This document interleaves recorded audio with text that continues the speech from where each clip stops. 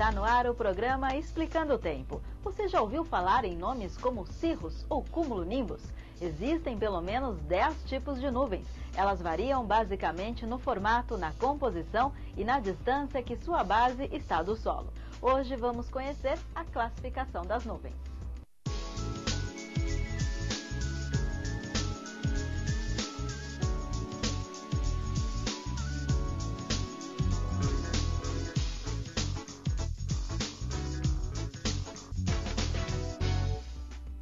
Você já parou simplesmente para admirar o céu? Elas estão lá em diversos formatos que lembram algodão, fininhas, transparentes, pretas, carregadas e até assustadoras. Definir e medir as nuvens com precisão é até hoje uma questão complicada.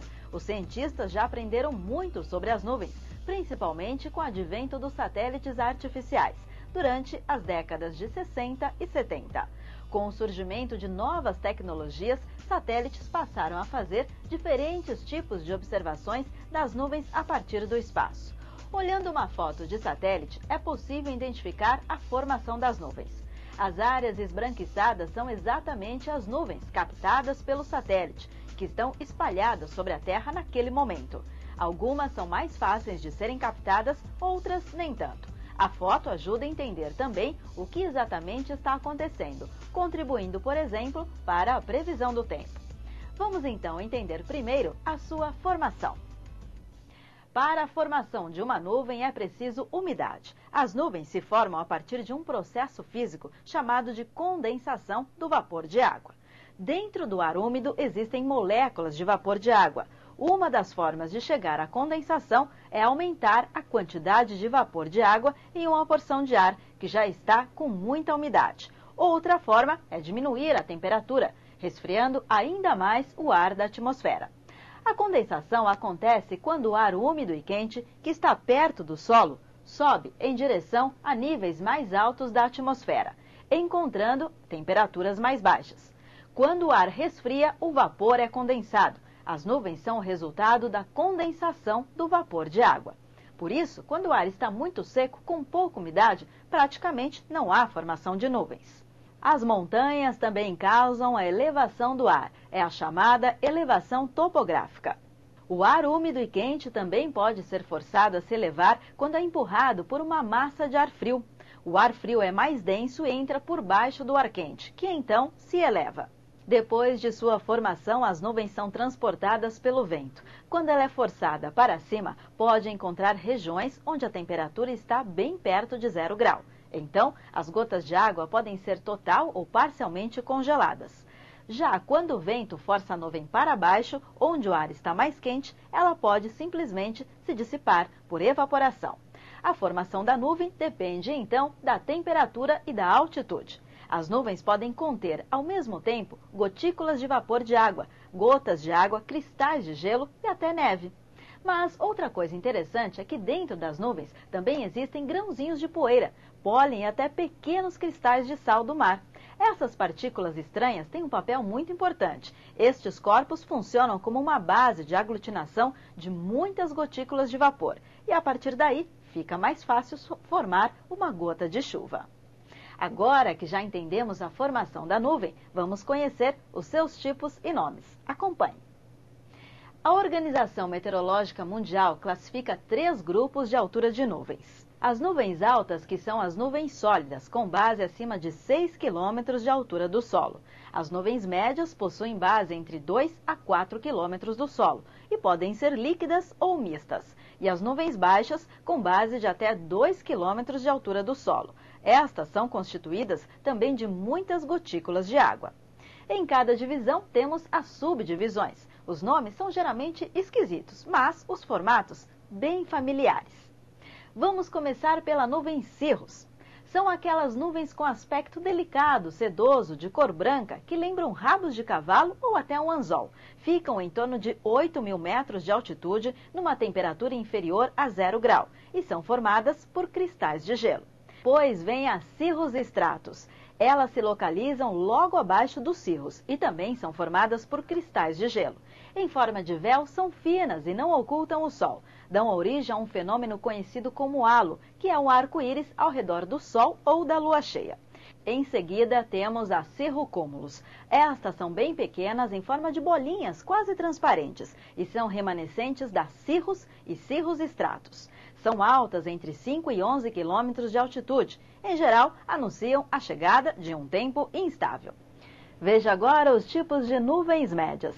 Altoestratos é nosso primeiro tipo. Sua cor varia entre azul e cinza. Ela altera a luminosidade normal do Sol sem que ele possa ser visto claramente. Sua base está entre 2 a 6 quilômetros de altitude.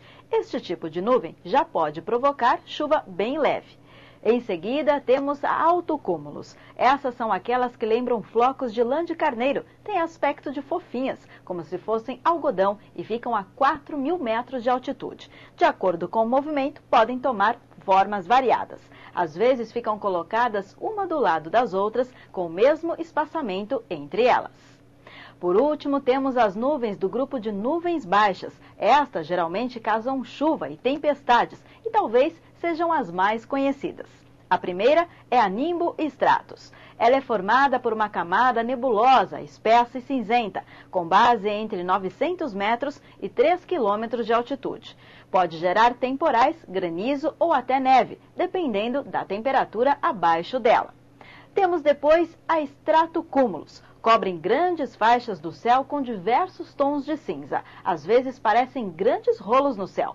Eles não são muito espessos e tendem a provocar apenas chuva fraca ou chuvisco. Ficam entre 400 metros e 2 quilômetros de altitude do Sol. Na sequência, vem a nuvem stratus. Essa é formada por uma camada nebulosa, baixa e cinzenta, e tem uma base a cerca de 400 metros ou ainda mais baixo. Elas não chegam a produzir chuva. Chuvisco e garoa é o máximo que conseguem ocasionar. Aparecem formações extensas que podem deixar o céu completamente nublado. Quando se formam bem perto do solo, são chamadas de nevoeiro ou neblina. Temos agora a nuvem cúmulo. Elas são frequentes em dias quentes e úmidos e quando o sol está fortemente aquecido. Tem um formato de couve-flor. Quando ficam pequenos, sem grande desenvolvimento vertical, é sinal de bom tempo. Para encerrar, uma nuvem bastante conhecida é a cumulonimbus. São as nuvens que podem provocar temporais, nuvens escuras que não deixam a luz solar passar. São espessas e cheias de água. São elas as responsáveis também pelas chuvas de granizo, quando as gotas de água congelam.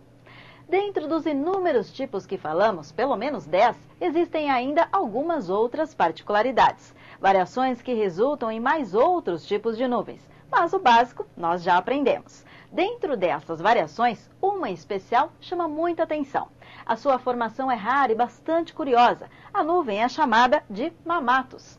Elas são grandes, literalmente massas redondas, que ficam penduradas debaixo de outras nuvens. As mamatus geralmente se formam debaixo de uma nuvem cumulonimbus, a mais comum nas tempestades, mas podem também acompanhar outras formas de nebulosidade, por exemplo, altocúmulos, altoestratos, stratocúmulos, entre outras. As mamatus podem parecer ameaçadoras, mas sua formação indica justamente o final do desenvolvimento de uma nuvem de tempestade. As nuvens costumam ter grande movimento ascendente de ar e, em geral, provocam temporais, com vento forte e até granizo.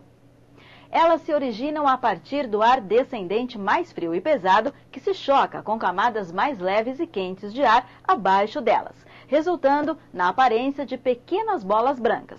Esta forma aparece devido às correntes de ar descendentes mais frio e pesado, que saem de dentro da nuvem e se chocam com as camadas de ar mais quentes abaixo delas.